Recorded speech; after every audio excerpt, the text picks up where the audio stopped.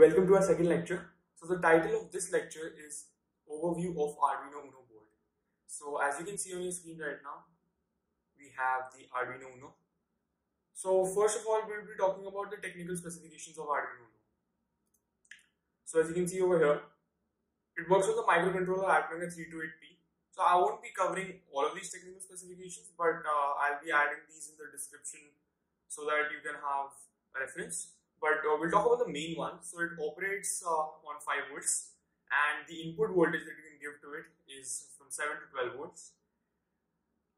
It has 14 digital input output pins, which we will be discussing in the next slide, and 6 analog input pins. So one of the interesting factors over here is that the DC current available on the input output pins is 20 microamperes. So when we will be discussing about motors and how to use relays and motors with the so when we will be discussing about motors, we will notice that you can actually directly power a motor using Arduino Uno, which is because of the very low DC current that is available on the IO pins. So it also has a LED which is built. It also has an onboard LED on digital pin number 13, which will be very beneficial when we will be attaching external peripherals, sensors, and whatnot. So you will be seeing that as well. And the dimensions are around 7 cm to 5 cm, quite small in size. The weight is again 25 grams, which is very light. So as I said before, also it's very inexpensive, cheap, easy to use. So now let's get into the pinout.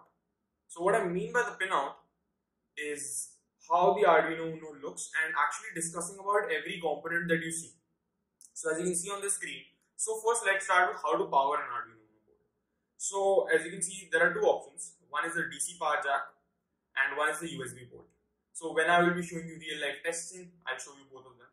So what the reset button does is that it is used to reset the Arduino Uno, any code on it, anything, just make it brand new. So there is also a voltage regulator over here, as I discussed before also. The operating voltage is 5 volt and the input voltage that you can give to it is between from 7 to 12 volts. So the voltage regulator cuts down this voltage to 5 volts so that the Arduino Uno can properly function.